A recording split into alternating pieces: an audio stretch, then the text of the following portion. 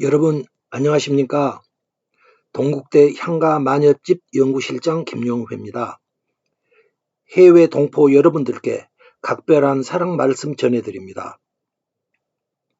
격려 댓글 주시고 전화까지 해주시는 시청자 여러분들께도 깊은 감사를 드립니다. 저는 향가 중 원왕생가를 특별히 사랑합니다. 향가를 연구하는 과정에서 이 작품으로부터 큰 도움을 받았기 때문입니다. 저는 원왕생가에서 한자가 소리 글자가 아니고 뜻 글자일 것이다, 이런 단서를 얻을 수 있었습니다. 원왕생가 원문에 이련 스님께서 써놓았을 것으로 생각되는 보언이라는 두 글자를 생각하다가 향가 속에 구조가 있다, 이런 영감을 받았었습니다. 향가 해독에 있어 가장 중요한 두 가지의 돌파구가 원왕생가에서 찾아진 것입니다. 저는 원왕생가의 도움으로 우리나라에 전해오는 향가 25곡을 해독할 수 있었습니다. 일본 만엽집이 향가였고 우리말로 불려졌다, 이러한 놀라운 사실도 알게 되었습니다.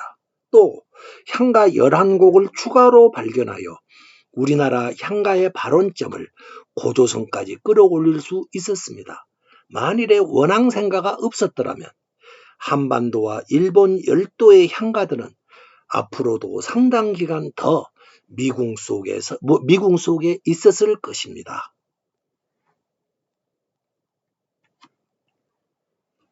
저는 향가 해독가입니다.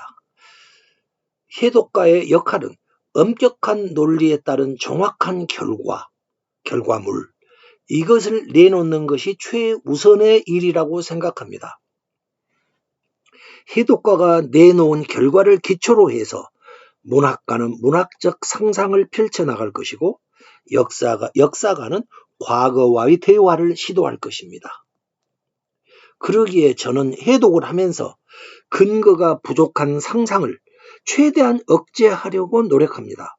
상상은 언제든지 틀릴 수 있기에 최대한 엄격하게, 그리고 합리적 팩트를 바탕으로 미련퉁이가 되어서 한 걸음 느리게 나가고 싶습니다. 최소의 상상이 최고의 미덕이다. 해독가는 이렇게 생각해야 한다고 믿습니다. 원왕생가의 해독에서도 제 딴에는 이러한 자세를 견지하고자 노력하고 있습니다.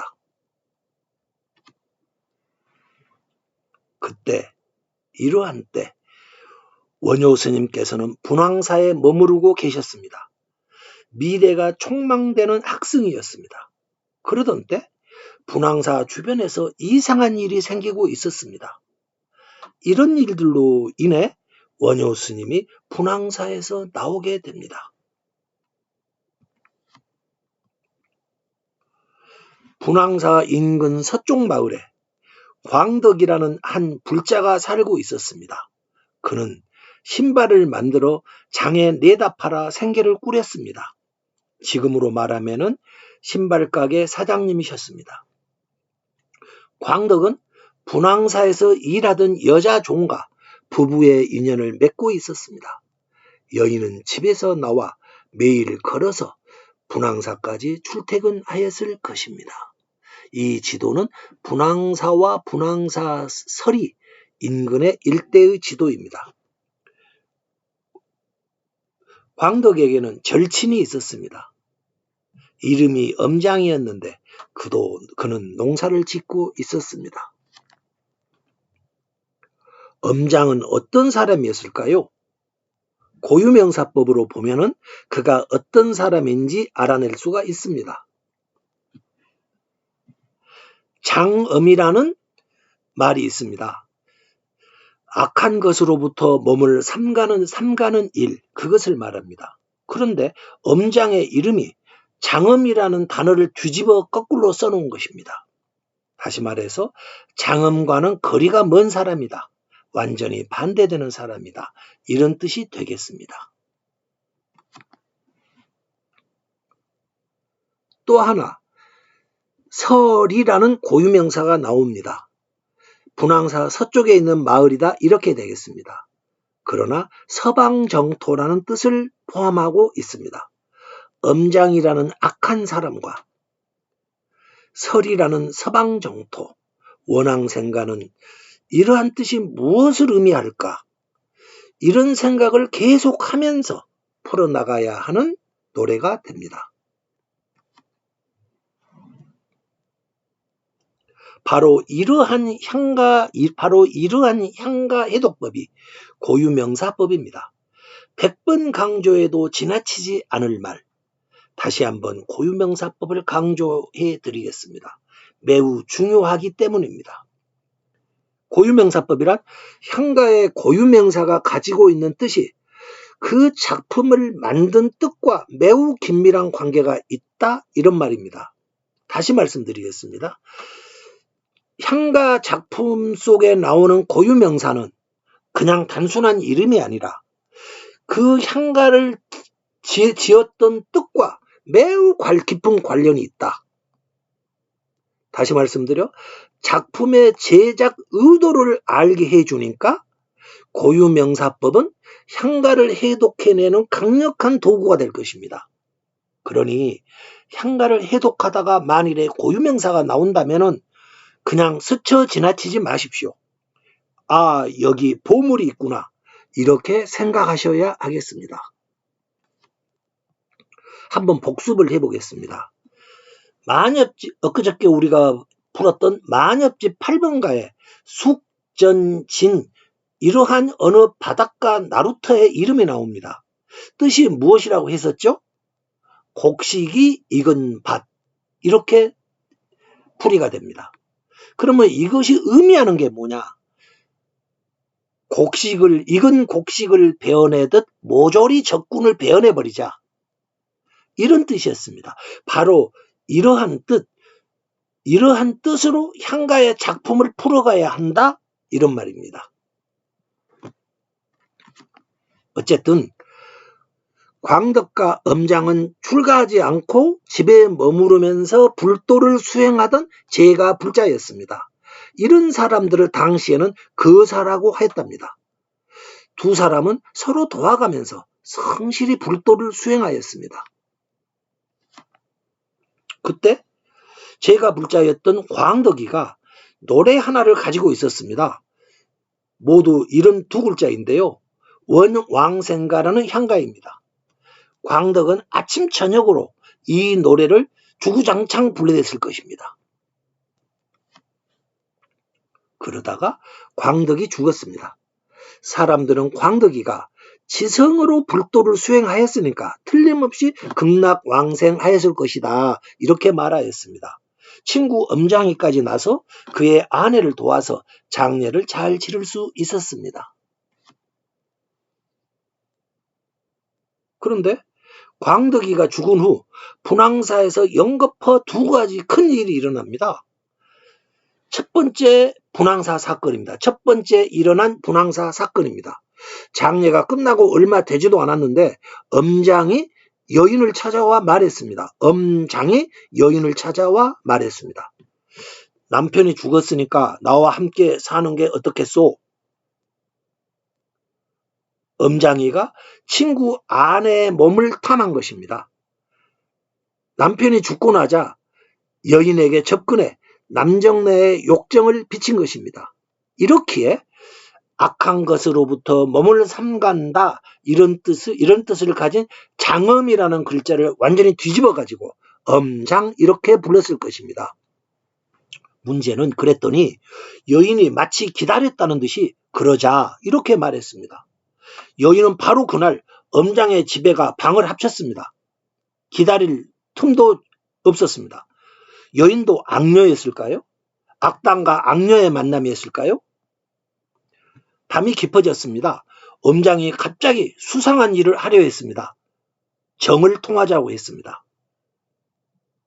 그러자 여인이 엄장을 꾸짖었습니다. 광덕이는 결혼생활 10년 동안에 한 번도 이 짓을 하지 않고 수행에 전념하였다. 그래서 극락왕생할 수 있었다. 이래서는 극락왕생이 불가능할 것이다. 신라 사람들은 남녀관계가 매우 문란했다. 이런 말이 우리 주위에 광범위하게 확산되어 있습니다. 그러나 신라 향가를 연구하다가 새삼스럽게 느낀 것은 그러지 않은 것 같았습니다. 어느 사회에서나 있을 수 있는 남녀 사이에 건강한 관계가 있었습니다. 유별나게 문란하다 이런 느낌은 전혀 받지 못했습니다. 매우 건강하였다. 신라 사람들의 성관계는 매우 건강하였다. 저는 이렇게 봅니다. 원앙생가의 이 이야기도 문란한 관계의 증거가 아닙니다. 불가에 있어서 금욕을 해야 한다는 계율을 말하는 정도, 이 정도라고 저는 봅니다. 여인이 곁에 오지 말라고 하자 엄장의 마음은 어땠을까요? 다 잡은 물고기 놓쳤다. 이렇게 생각했을까요? 그러나 엄장은 그렇지 않았습니다. 크게 반성하였습니다. 그는 바로 옆에 있던 분황사로 가서 그곳에서 공부하고 계시던 학승 원효 스님을 찾아가 대책을 물었습니다. 그러자 원효 스님께서 전관법이라는 수련법을 주었습니다. 엄장은 그날 이후 원효 스님께 받은 정관법에 따라 수련에 정진하였습니다. 아마도 깨끗한 마음으로 여인을 바라볼 수 있게 하는 방법, 이런 것 같습니다. 그러다가 몇 년 후 엄장은 자기가 원하는 대로 극락왕생할 수 있었습니다. 광덕의 아내는 분황사의 여종이었습니다. 그러나 실상은 관음보살 32응신 중에 19응신이었답니다. 19응신은 무엇이었을까요? 묘법 연화경에 따르면 관세음 보살은 32가지의 모습으로 이 세상에 나타난답니다. 그렇게 해서 중생들을 무량수불에게 인도한다고 합니다. 이 중에서 32개 중에서 19번째에 나타나는 모습은 집에서 불도를 닦는 거사, 엄장과 광덕 같은 경우겠죠. 거사의 여자로 나타나서 거사들과 함께 살며 극락왕생시켜준다. 이렇게 말합니다. 여인의 실제 모습은 관세음보살 19응신이었던 것입니다. 이제 큰일 났습니다. 광덕에 이어서 엄장까지 관세음보살에게 걸렸습니다. 지질이 복도 없었습니다. 광덕이 10년 동안이나 함께 살았다고 했죠. 곁에도 못 갔다고 했죠. 광덕은 이제 아마도 꼼짝도 못하고 가지고 있던 향가나 부르고 있었을 것입니다. 그 향가가, 광덕이가 불렀던 향가가 바로 오늘의 강의의 토픽인 원앙생가입니다. 향가 해독은 매우 어렵습니다. 우리나라 경우 지난 100년 동안에도 풀지 못했습니다. 그야말로 온갖 방법이 다 동원돼야 합니다. 그러나 쉬운 방법도 있습니다. 한번 생각해 보십시오. 향가를 부르면 반드시 뭔가 일이 일어납니다. 그것이 향가의 속성입니다. 그러니까 향가를 부른 후에 그 내용에 따라서 어떤 일이 일어나니까 그 일을 보면은 거꾸로 향가의 내용을 알 수 있지 않겠냐. 이런 방법입니다. 광덕이 관세음 보살인 아내 곁에 감히 옆에도 가지 못하고 아침 저녁으로 벽만 쳐다보고 노래를 부를 거라고 했죠. 그런데 우리는 그 노래 원앙생가의 뜻을 알아야 하지 않겠습니까? 지난 100년 동안 못 푼다고 그랬지 않습니까? 그러니 이 노래가 담아놓은 뜻을 알려면은 향가 때문에 일어난 일,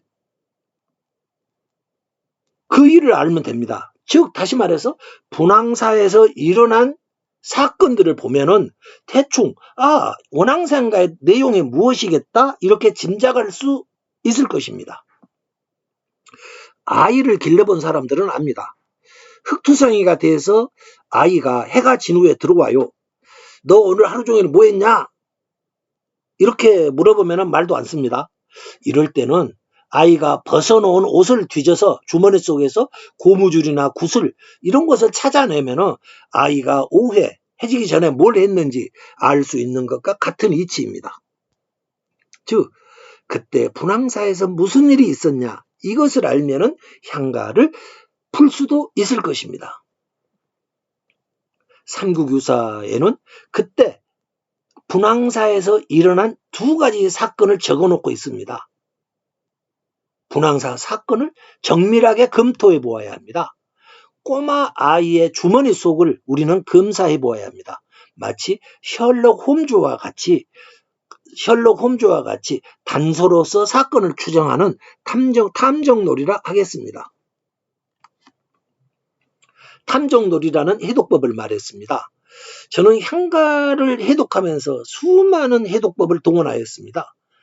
만주의 요하에서 시작해서 김해를 거쳐서 일본의 나라지방까지 기나긴 여정을 훑으면서 단서를 추적했습니다.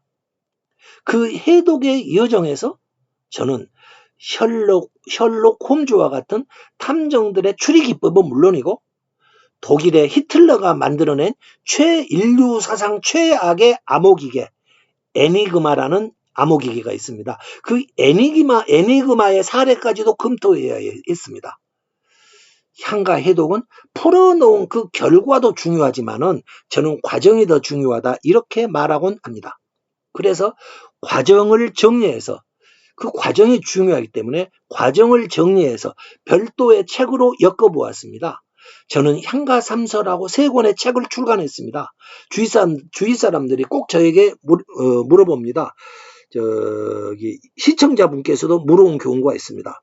그럴 때는 저는 3개 중에 어느 것을 먼저 읽을까요? 물어보면 저는 향가 루트라는 책을 먼저 읽으세요. 그러면 접근이 쉽습니다. 그렇게 해서 추천합니다. 향가는 풀이 결과도 중요하지만은 사실은 풀이 과정과 해독법이 더 중요하다고 생각합니다. 꼭 필요한 말이라서 여러분께 추천드리는 것입니다. 그러면은 원왕생가를 해독해 보겠습니다. 먼저 양주동 박사님의 풀이가 나갑니다. 박사님께서는 그 향가의 한자를 옥구라 신빼이가 제시했던 뜻글자와 소리글자다 이렇게 보고 풀었습니다. 물론 이 오쿠라의 가설은 이미 깨어져 나갔습니다. 양주동 박사님께서는 원왕생가를 이렇게 푸십니다. 달하 이대 서방가장 가샤리고 무량수불 전에 니꼼다가 살고 샤셔 다림 기프샨 존어해 우러러 두 손 모도호 살바 원왕생 그릴 사람 있다 삽고 샤셔 아의 이몸 기텨 두고 48대원 일고 샬까. 양주동 박사님께서는 향가 제작법을 모르십니다. 그렇기 때문에 설계도가 없이 스위스제 시계를 세계 7개밖에 없다는 한 개당 30억 간다는 스위스제 시계를 설계도가 없이 푸는 것과 같은 이치입니다.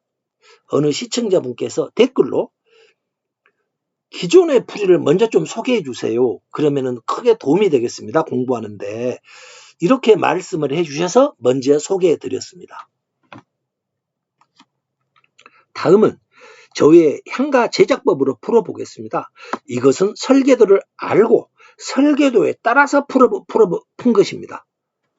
설계도를 모르고 푼 해독과 설계도를 알고 푼 해독을 한번 천천히 비교해 주시면 좋겠습니다.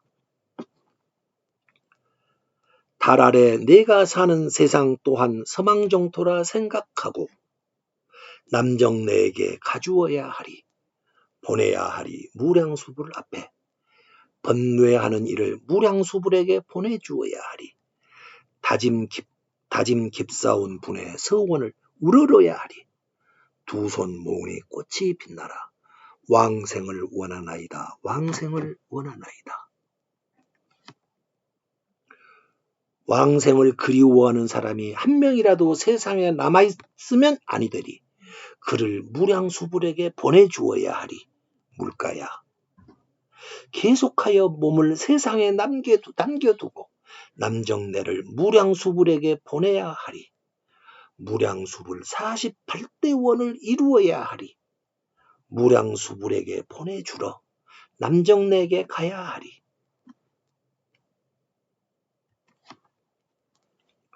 원앙생가 배경기록을 살펴보면 광덕의 아내는 전 남편의 친구의 집에 들어가서 함께 지내게 됩니다. 왜 그랬을까? 그녀의 이러한 행위를 참고하여서 원앙생가, 지금 풀어본 원앙생가가 맞추어 보니 그녀가 찾아갔던 이유가 있었습니다. 엄장이가 비록 악당이라고 하지만 그를 구제해서 무량수불에게 보내야 한다. 그것 때문이었습니다. 그녀는 남편의 친구를 탐내던 악녀가 아니었습니다. 그녀는 제가 불자의 여인이라는 관음보살 19응신이 맡고 있던 소임에 충실하고 있었습니다. 그녀는 향가가 시키는 대로 하고 있었습니다. 분황사에 또 하나의 사건이 있었습니다. 그런데 이상하게도 지금까지 연구자들은 원효 스님께서 분황사를 나가는 일에 대해서 별 주의를 기울이지 않고 있습니다. 공부를 하면서 책을 쓰시던 학생이셨던 원효 스님께서는 당시 분황사에 머무르고 계시면서 화엄경의 풀이에 몰두하고 계셨습니다. 그러던 분이 어느 날 갑자기 저를 떠나버리신 거예요. 떠나신 빈 방에는 보고 계셨던 화엄경 한 권하고 꺾어서 던져버렸던 붓 한 자루만 남아 있었습니다. 원효 스님이 뭔가 결심하신 바가 있어서 붓을 꺾었을 것입니다. 아마도 도탄에 빠져서 전쟁의 폐허에서 메시아를, 지금의 개념으로 말하면 메시아를 찾던 민중이 그를 불렀지 않을까 저는 생각해 봅니다. 먼 훗날 이련이라는 후배 스님께서 원효 스님의 행적을 삼국유사에 간략히 써두었습니다. 이렇습니다. 원효가 분황사에 머무르면서 화엄경 소를 지었는데 회향품에 이르러 끝내 붓을 꺾었다. 붓을 꺾고 분황사에서 나간 이유가 무엇이었을까요? 삼국유사의 내용과 글을 읽어보면 이런 스님께서는 그 이유를 알고 계셨던 것으로 보입니다. 이런 스님께서 삼국유사에 그 답을 써놓고 계십니다. 원효 스님께서 분황사를 떠나가신 후 계절이 여러 번 바뀌었습니다. 분황사 절간까지 원효 스님에 대한 여러 가지 풍문들이 들려오기 시작했습니다. 공부에 열중하셨던 스님께서 갑자기 이 마을 저 마을 돌아다니시면서 노래를 부르고 춤을 추더라, 이러한 소문이었습니다. 어느 날에는 또 놀라운 말이 들려왔습니다.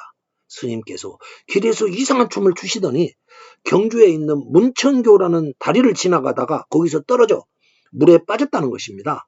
다행히 다치지는 않았으나 허우적대다가 옷이 흠뻑 젖었고 스님께서는 옷을 말리기 위해 당시 공무원 한 사람과 인근 요석궁을 찾으셨다고 합니다. 그리고 거기서 혼자 몸이 되어 살고 계시던 과부 요석공주님과 함께 그만 기거하게 되었다. 그랬다더라. 이런 소문이 들렸다고 누군가 절에 와서 사람들에게 전해 주었습니다. 이련 스님께서는 이런 내용들까지 삼국유사에 써두었습니다. 향가의 그 기이한 힘 때문에 원효 스님께서 책을 쓰시다가 붓을 꺾어버리고 분황사를 떠났다. 바로 이련 스님은 이 말을 삼국유사에 사실상 써둔 것입니다. 향가는 힘을 가진 노래입니다. 향가가 분황사 여종과 원효 스님에게 저항할 수 있는 힘을 드러냈습니다. 두 사람은 그 힘에 복종했습니다. 그러나 광덕의 아내에게 미친 힘과 이련 스님에게 나타난 힘, 그 효과는 서로가 다소 달랐습니다. 그렇다면 무엇이 두 사람에게 서로 다른 효과를 나타나게 했는가? 왜 두 사람에게 다른 효과가 나타났을까? 이제는 탐정놀이를 해야 합니다. 셜록 홈즈의 날카로운 눈으로 원인을 찾아야 합니다. 찾게 된 원인은 천지신명이 첫 구절 세 번째 글자 이라는 곳에 이라는 글자를 두 가지 뜻으로 알아들었기 때문이었습니다. 한 번은 이라는 글자를 나와 너 할 때의 너, 또 한 번은 이것저것 할 때 저 이로 알아들었기 때문이었습니다. 우선 너 이로 쓰일 경우를 설명하겠습니다.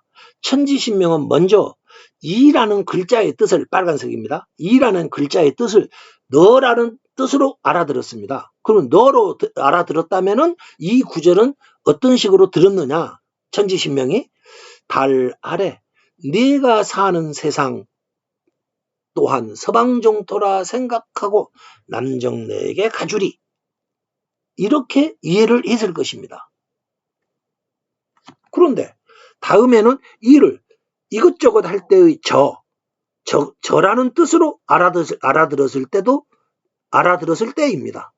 그러면은 저라는 것으로 알아들었다면 어떻게 해독이 되느냐? 이 구절은 달 아래 저 밑 또한 서방종토라 생각하라, 이렇게 이해했던 것입니다. 그러니까 향가는, 천지 귀신은 이 누군가가 이 노래를 불렀을 때 이자의 내용이 뭐야? 이렇게 궁금해했던 것입니다. 그리고 또 자기 나름으로 생각했겠죠. 하나는 너, 이렇게 알아들었고 하나는 아니야, 저. 그래서 이렇게 두 가지로 알아들었다, 이 말입니다. 향가라는 것은 신을 감동시키고 제압하는 노래입니다. 그 본질이 이렇습니다. 사람들이 자기의 소원을 노래로 만들어 놓고 그것을 부르면은 그 노래 가사 그대로 뜻을 이루어지게 하는 노래입니다. 그러니까 천지신명은 향가에 적힌 글의 뜻대로 자기 귀에 들리는 대로 신통력을 발휘해서 소원을 이루어주는 것입니다. 그래서 사람들은 향가를 잘 만들어 놓고 전문가에게 만들어 달라 해놓고 빕니다. 향가에 적힌 뜻대로 일을 이루어 주소서. 향가의 뜻대로 나의 소원을 이루어 주소서. 그러나 향가는 아무리 잘 지어도 팔색조와 같습니다. 향가는 하나의 한자가 여러 가지 뜻을 가질 수 있습니다. 그러니까 천지귀신은 똑같은 향가를 여러 가지 뜻으로 알아들을 수가 있다는 것입니다. 그래서 향가는 팔색조와 같다, 이렇게 저는 말을 하고 있습니다. 원앙생가에는 두 가지 뜻이 있었습니다. 두 가지로 알아들은 천지귀신이 광덕이 죽은 후에 신통력을 발휘합니다. 먼저 분황사 여종을 남편 친구의 집으로 들여보냈습니다. 너 빨리 집으로 들어가. 그러니까 광덕의 아내는 향가의 힘에 이끌려서 엄장의 집으로 가서 같이 살았고, 그 결과 그를 열심히 수련토록 했고, 그는 마침내 극락왕생할 수 있었던 것입니다. 그리고 뒤에 나타난 힘은 원효 스님을 중생의 마을로 가게 했습니다. 붓을 꺾고 학승의 길을, 지금까지 걸어왔던 학승의 길을 버리고 분황사를 떠나신 스님께서는 마을로 가서 노래 부르고 춤을 추면서 중생들을 아미타불 극락으로 이루었던 것입니다. 도탄 속에 빠져있던 민생의 요구에 응했던 것입니다. 모두가 어려움에 빠져있던 민중을 떠나서 사찰 속으로 들어가던 시기였습니다. 학승 원효는 자신이 이미 가진 안락함을 버리고 거꾸로 민중 속으로 들어갔습니다. 그리고 그의 이러한 선택이 학승 원효를 민족의 큰 스님 원효대사로 거듭나게 했을 것입니다. 원효 스님께서 분황사를 나가게 하려면 원앙생가의 내용이 원효 스님을 분황사 밖으로 끌어내야 할 것입니다. 왜 원효 스님이 절에서 나가야 했을까? 바로 향가가 스님에게 당신은 중생에게 가라 이렇게 했기 때문입니다. 붉은 글씨에 주목해 주십시오. 달 아래 저 밑 또한 서방정토라 생각하고 중생들에게 가주어야 하리 이렇게 해독이 될 수 있었던 것입니다. 이 자가 너가 아니고 저 밑 또한 서방정토로 생각하고 중생들에게 가주어야 돼. 이렇게 해독이 가능했던 것입니다. 천지귀신은 그렇게 알아들었던 것입니다. 다음 또 맨 아랫줄을 보십시오. 빨간 글자입니다. 중생들을 무량수불에게 보내주어야 하리.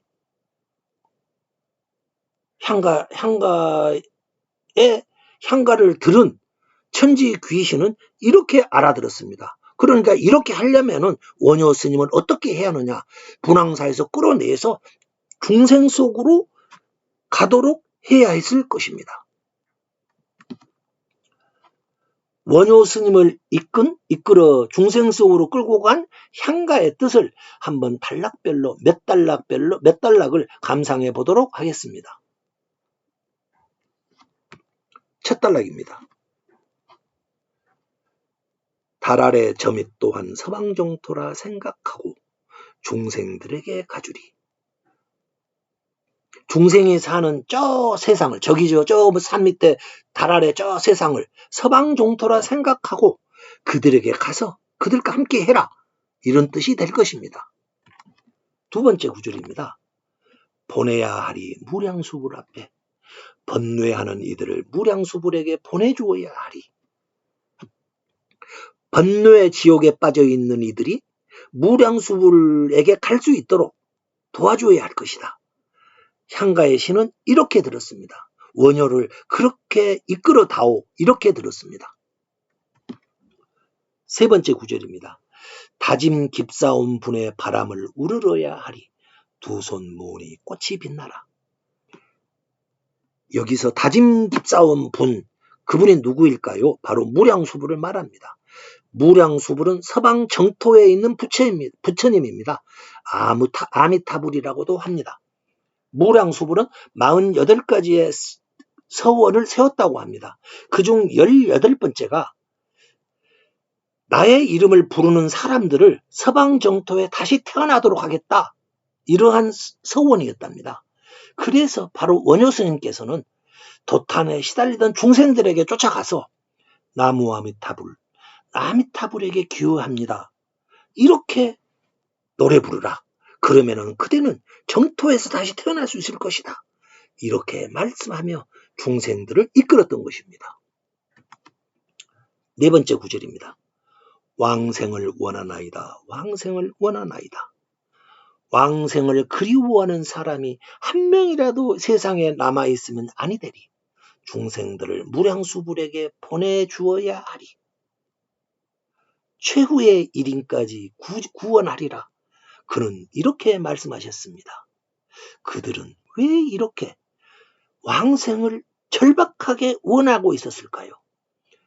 그들의 삶은 절박한 도탄 속에 있었던 것입니다. 이하는 생략합니다. 원앙생가가 만들어진 시기는 자명해집니다. 스스로 분명합니다. 대사님께서 요석공주님을 만나기 이전에 이 작품은 만들어진 것으로 보아야 합니다. 왜냐? 분황사 밖으로 나가서 요석공주님을 만났어야 하니까요. 대사님께서는 분황사에서 화엄경 소를 짚으라고 계셨습니다. 그런데 갑자기 어느 날 원앙생가의 기이한 힘이 발현되었습니다. 그러자 원효 스님은